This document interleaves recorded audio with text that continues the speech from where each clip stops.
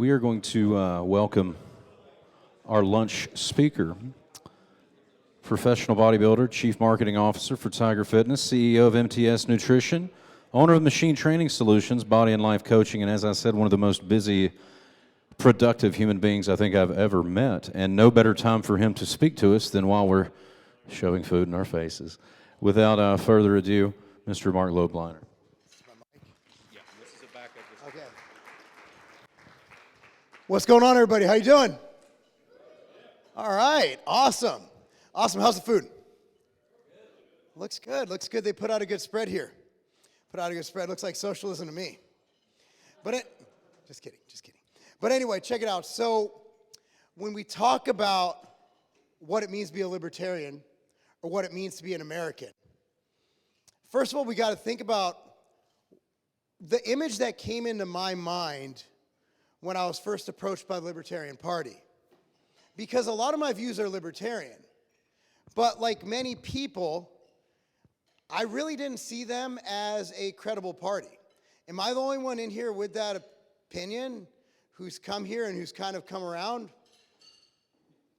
Okay, I'm the only one? Okay. So when I thought about the Libertarian Party, the only image that came to my mind was that naked fat dude who ran across the stage at the convention. And I'm like, yo, I can't be a part of that.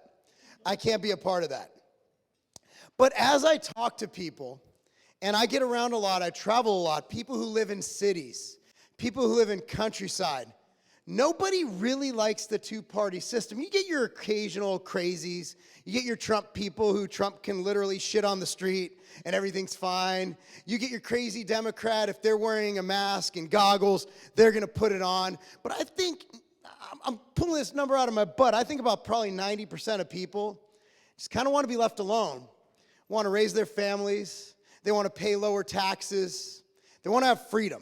Do you think 90% is right? From what your experience? I think most people want, they want what we have. They want what we have. They want what we're talking about. But again, the Libertarian Party has this cloud over it because honestly, it was run by a bunch of idiots. And that brings me back to when I lived in Illinois. I remember it was like 2013 and they had this parade for St. Patrick's Day and the Libertarian Party came out. And they were all dressed as Confederate. They were dressed stupid. I don't even know, but I'm like, nope, don't want to be part of that. But then the Mises Caucus came up. And they got some cool people on board. They got that bald guy over there. They got Maj. I'm like, wait a second, this is actually a cool party. So they're changing the view of what libertarianism is. But then you have to look at what it means to be responsible. How can we represent the Libertarian Party? So there's not that many people in here. So the goal, I believe, next time is to have double the people, then double the people, then double the people. So we need to represent the party. So when you represent something, when you're the image of something, when you're setting forth personal responsibility, what do people see first? They listen to, well, maybe how you speak, how you present yourself, your posture, your confidence. They look at your appearance. It's just what people do. Like, I never looked at a woman and wearing a tight skirt and like, man, look at her personality. No, people look at you. And then you look at statistics and what happened to this country. Talk about personal responsibility. You look at New York during COVID. Hits, 78% of people. Why did they put me during lunch? Because this is going to really ruin your lunch. Anybody got like plain chicken and rice back? No, but 78% of people who were hospitalized at the beginning of the pandemic, what did they have in common? They're fat. We're just going to use the word, they're fat. And being fat is the number one comorbidity in America right now, no matter what you're going to get. Okay? 1 in 6 people in America are going to die from obesity-related causes. It just is what it is. Now, I'm not knocking anybody at all. You do you, right? But What I'm saying is we need to look into how to better represent ourselves and how to be healthier, how to be more productive, and how to get more people into the party. And you've seen a lot of libertarians go this route. Maj Toure, you guys know him, right? Black Guns Matter. You know, he works with us. He's been on a personal fitness kick, right? Because as people who like guns, do we want to just shoot people right away? No, we kind of want to be able to diffuse the situation without busting a cap. We don't want to bust a cap. No cap busting here. So what does that mean? It means that we need to set an example not just for us, but for the next generation. So being a libertarian, if you go into the fitness community, if you go into any gym and you talk to someone, you have a conversation, if you look at who really avoided all the BS during COVID, it was the fitness people. Because they're in control of their own health. Because they go to the gym, because they exercise, because they're healthy, they build up their immune system. So if you look at the fitness community, I think most of them, like you rarely ever see, you'll see an occasional weirdo at the gym with a mask on. But normally, if you go to a fitness community or a fitness event, it's basically like being in this room. They are very responsible. They take control of their own outcomes. They take control of their own health. If you want to change something, you go out, you put in the work, and you do it. And that's what the Libertarian Party is all about. You reap what you sow. You want more money, you don't go beg for a handout. You get a second job, you drive Uber, you do something. So instead of sitting back waiting for Big Pharma to come and say, hey, here's how we're going to improve your immune system, obviously we do need Big Pharma for some things, right? I'm not anti-Big Pharma. They made Viagra. Man, Hugh Hefner had like 10 blondes till he was like 90. I'm sorry, man, I'm not anti-Pfizer. You come out with the little blue pill, I'm sorry, I'm a fan. But one thing we can do, that we can all do, is we can be healthier. Is we can eat a little better, except for now, because that lunch looks delicious. And I'm not saying you have to be like, look, I'm a freak. I have problems, I have mental issues, I have dysmorphia, there's a lot wrong with me. Don't be me. I'm saying get to a healthy weight.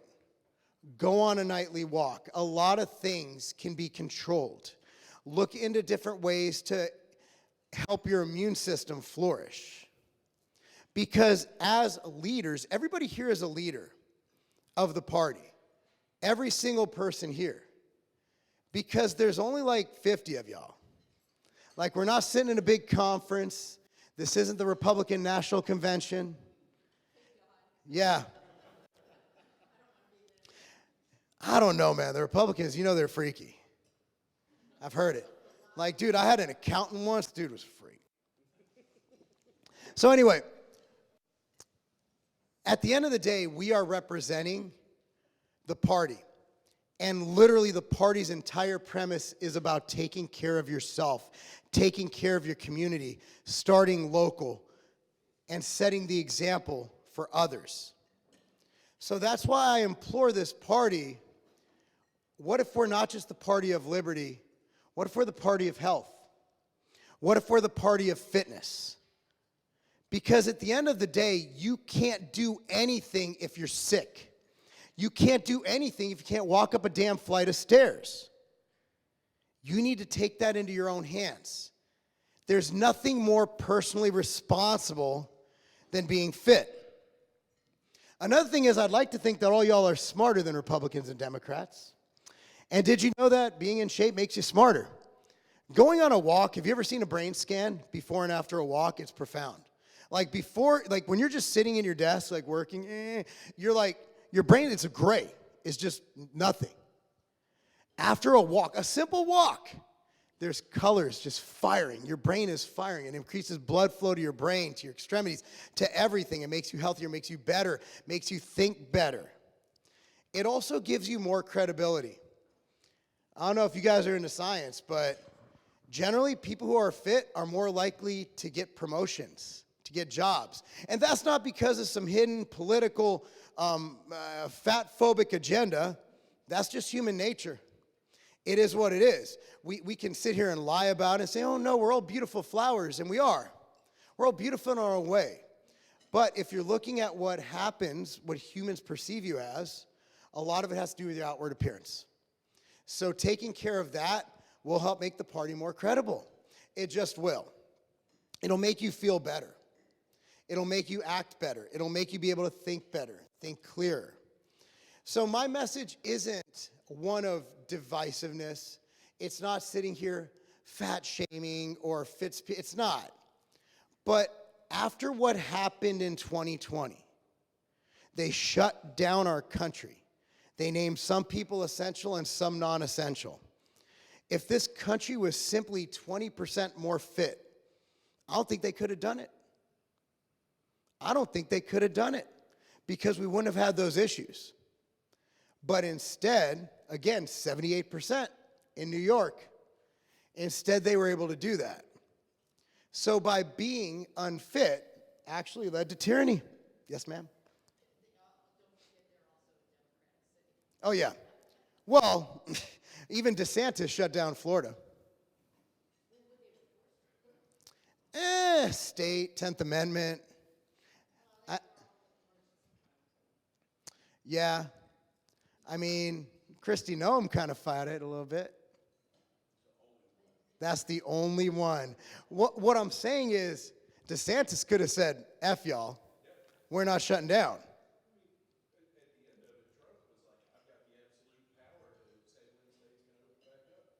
Yeah.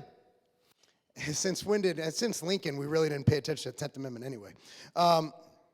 So anyway, the bottom line is, what can we do above and beyond what we're doing now? And the answer still comes down to personal responsibility, comes down to local, comes down to being the best you that you can be.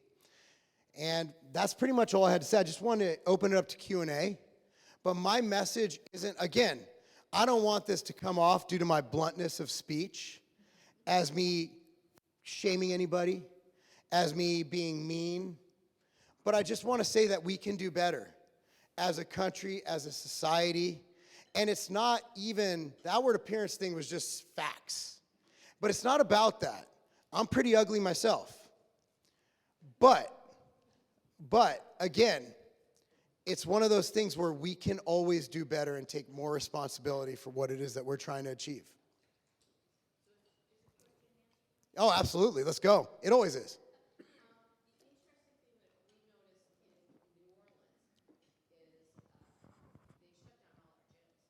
Yes.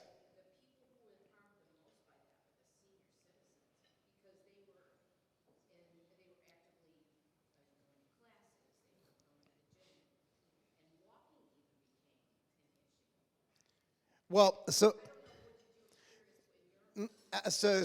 what she was talking about is the shutting down of gyms, which is a profound thing that happened, in that not only did you give people no outlet to exercise in a place that Attila's Gym in New Jersey showed it wasn't even spreading the virus, but what you did is you took away a lot of mental outlet for people.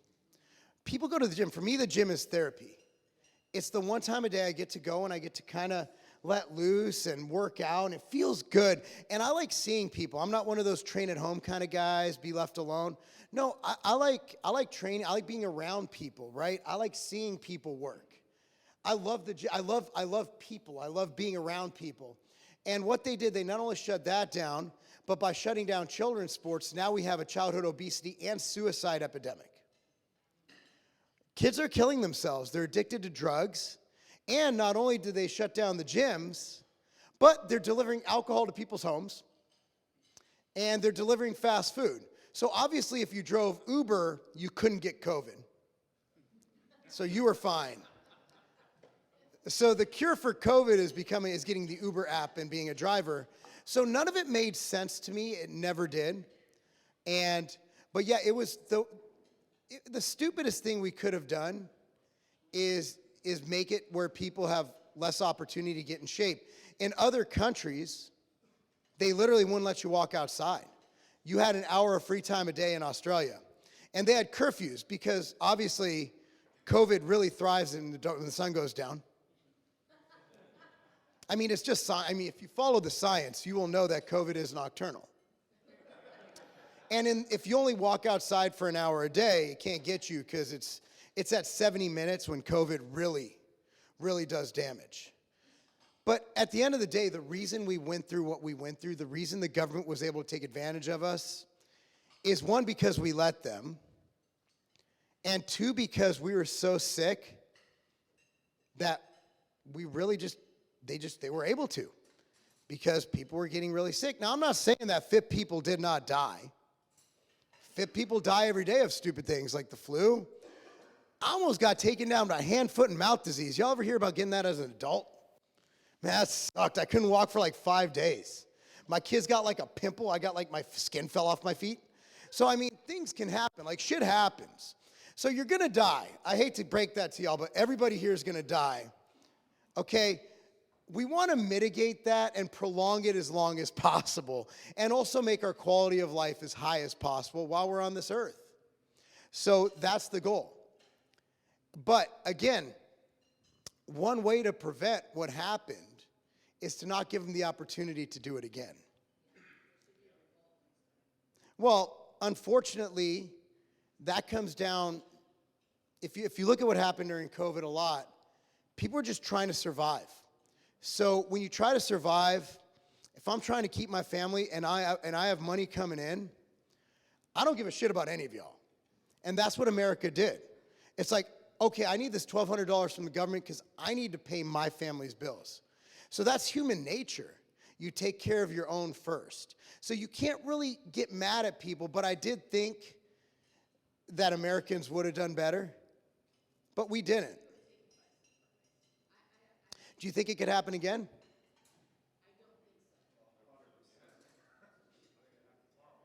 You really, you do? I think you see it on a micro level too. Did you ever think they could pass forth a mandate for an experimental vaccine? Yeah, they have, but never like this. Never a new technology that's experimental. So there's a lot of things that happen now, and I can't really explain other than people just want to get by. You know how many people were like, just getting I don't want to get it, but I really want to travel. I really want to go to Europe. It's like, really? Yeah. Oh, yeah. It's a mess. But yeah. What the thing about closing the gyms? It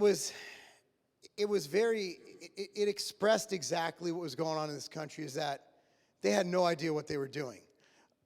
My question for you guys, and this is out of my curiosity, do you think it was nefarious, or they were just stupid, or a little of each? You think it was both? You think it was calculated? You think it was calculated? Oh. Yeah?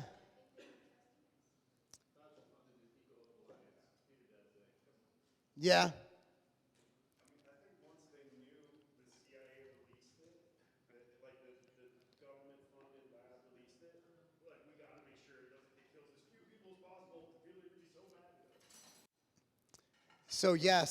But obviously that was misinformation, the whole created in a lab thing.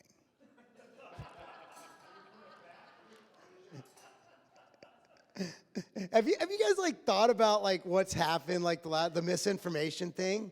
Like, and then you look into like the CIA. I know it's so off topic of fitness, but then you look into the CIA and like how they came up with conspiracy theorists. Has anybody in this room not been called a conspiracy theorist yet? Like, is anybody here completely free of that label? You haven't been called it yet? Yeah, that's the way to go. My man lives in like he lives out there in like past Columbia. Like he's got his little bomb shelter thing and solar power. He's like, yeah. He's got like 1 million rounds of ammunition. He's one of those guys. I'm not mad at you. I'm not mad. That's the way to go. It's interesting. Any other topics or questions? Yeah.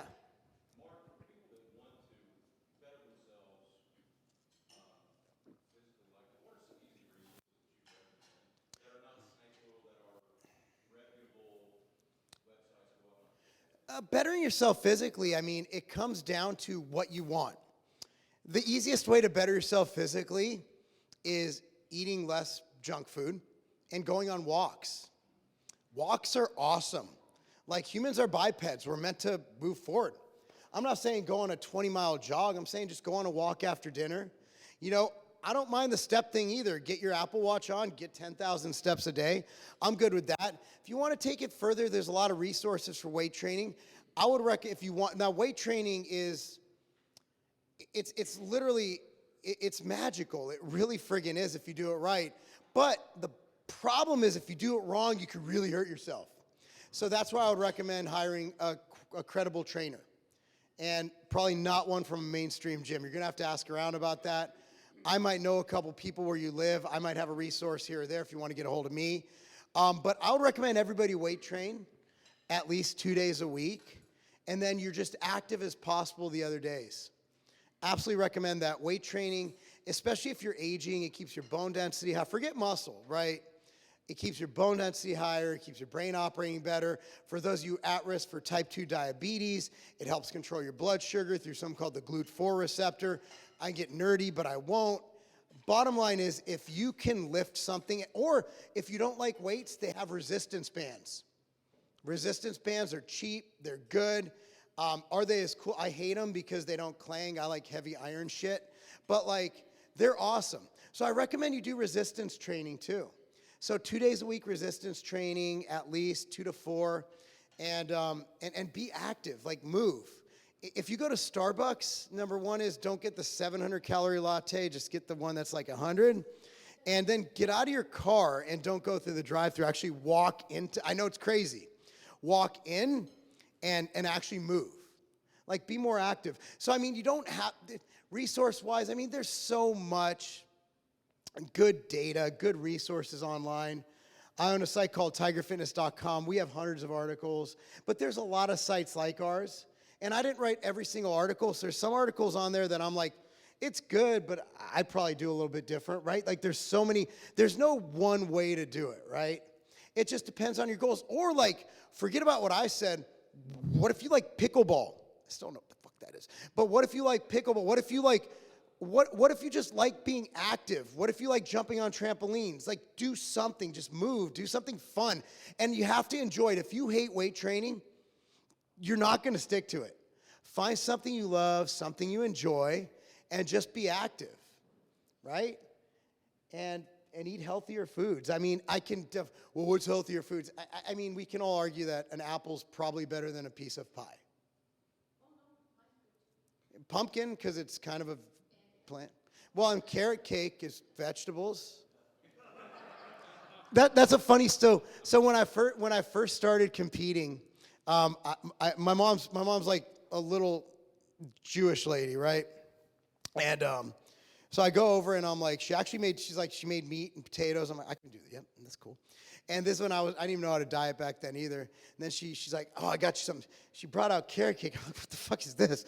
And she's like, well, it's carrots. And I'm like, oh, yeah, I can't eat carrot cake. And she was so confused at why.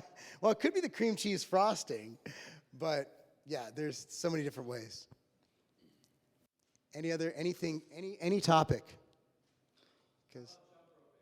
Oh, that's great. Just move.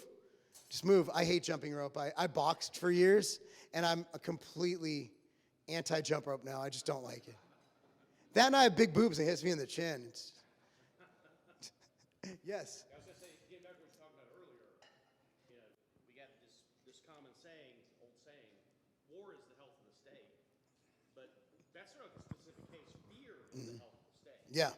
Whether it's fear of, foreign governments or drugs or terrorism or getting old, not having any money, whatever. And that fear is what drives people, that 90% who have libertarian bent, when they get afraid, that goes out the window. Yeah. That's what you're really getting at is if you take care of your finances so that you have money when you get old, if you take care of your body, you have less to fear. If you get enough people doing that, they're like, I don't need government. Yeah, so what he was talking about is fear is how the government operates, and absolutely is. So the more you can control in your life, and health is one thing. There's, again, like, something can get us at any time, right? Like we get bit by a spider and our toe falls off, right? We can't control that. We could just lower the risk of dying as much as possible or of getting sick as much as possible. But if you look at how the government operates, yeah, they're in a constant state of invoking fear into us. So the more we can control our finances, stay out of debt. I know a lot of people like leveraging. I couldn't, dude, maybe I'm just a big little sissy, but like I couldn't do the whole leveraging debt thing. I like just not owing anything and be like, okay, I'm gonna keep this shit all to myself. Whereas, rather than like worry about a banking crisis happen or anything. So I mean, as libertarians, I think we're all kind of on the same boat. Is as much independence as we could possibly have, the better. And again, but the one thing we can control, most people other than the less than 0.1% with something like PCOS, is we can control a lot of our weight and our health. It's there. Again, people be like, well, what about, like, that's a very small percentage of the population, right? Like we can't even factor in PCOS or other conditions like that. Very few people have thyroid issues that are going to prevent them from losing weight or from being a healthy weight or from being not over obese. So again, as libertarians, that's our whole messaging, is we want to take that personal responsibility so we don't need to rely on the government and we can be self-sufficient, self-sustaining. I think that's what we were kind of getting at, yeah.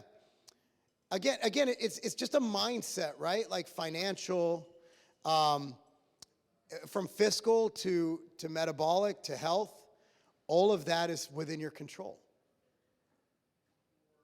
As far as like outreach goes, and think about that. I mean, I think when you're saying like the fitness community, the people that were in the gym Yeah. in 2020 and 2021 were right for our message. Yeah. I mean, incredibly. The people that pushed through and like just were there. Yeah. They're almost like libertarians. They don't even know it. Well, 5 minutes, cool. That's awesome. There's a sign. So the thing is, yeah, the fitness community are, as someone who's in it every day of my life, they most certainly are majority libertarians. They just don't know it yet. The messaging is there. We just need to get it out with the right people. Fitness community, I don't care what your race, religion, your background, all those, a majority of fitness-minded individuals think just like y'all. They think just like you guys. And those are the people, yeah, we missed huge opportunities in 2016, in 2020, and that's what caused me to basically till recently say goodbye to the Libertarian Party. Because Gary Johnson. And then Jorgensen. Probably nice people, but I mean, they were kind of stupid in public. And I'm not saying I'm great. I'm not running for president. But again, it starts local, and that's what's beautiful about this caucus, is that they're focusing on local winnable elections. To just come out like you're just gonna be another Green Party. If you go like, hey, we're gonna win the presidency. All right, well, why don't we focus on city council? Why don't we focus on what we can control locally? And that's where the messaging is right. But what can we do locally? I mean, just explain to people what the party is about. But again, as representatives of the party, the best way to get the messaging of personal responsibility in front of people is to live it yourself. I think I have 3.5 minutes in. Yes? Do you have any strategies or tips for kids? I got 2 little kids. Where do you live? I live 2 minutes away in Franklin. Well, we got Legacy at Carbon right up the road. They could train with us. Kids are weird. Kids, keep them active, keep them playing sports. Kids are going to eat bullshit food, let them. But, put some healthy food in there, make sure they get enough protein. But again, kids are something where, for weight training, you have to have a professional show them because there's a lot of things they can mess up, just like adults. In fact, I'd say it's probably harder to mess up with kids. They're so pliable and resilient, but you still you want to teach them the right movement patterns to start. So if you owned a farm, would you not let your kids farm at a certain age? Which do you think is more dangerous? An uncontrolled bale of hay or a barbell? The hay. So that was proven incorrect years ago. In fact, it's beneficial for kids to load. Every time a kid, think about it, they fall off a swing. Did you know every time you run, you're putting like 10 times your body weight? That'd be the equivalent of let's say a 50-pound kid. Can your 50-pound kid squat 500 pounds? Yeah, repeatedly? Yeah, so weights are fine. But again, you have to have someone instruct them on how to do it correctly and safely. Is there hope for a 40-year-old to lift weights and get big? I was a decent amount. I'm 42 years old, and I'm going to compete in a pro show against people half my age. I've been lifting like 10 years. Well, then get off your fucking ass and lift, man. I mean, yeah. Yeah, you just go. I mean, I like when people go like, how do I get back in? And I'm like, your car, and go to the gym and do something. Hire a trainer, just get at it. 2 minutes. Any last question? Yes. I will consider running for local office. I got to sell some businesses. Yeah. And then I need to wait the 3 years for the non-compete to end. And so I'm about probably 5 to 6 years away. I don't know if my messaging's polarizing. I'm not very good at, as you can tell, I said fat like 15 times. I'm just very blunt and direct. That it worked for Trump, I guess. I mean, he did call Rosie O'Donnell a pig. I'm not calling anybody names. I'm just using words. But like, yeah, I want to run, but right now with coaching and everything, all I could do is just help the party. Yeah. Okay, she's going to hold up another sign. Thank you, guys.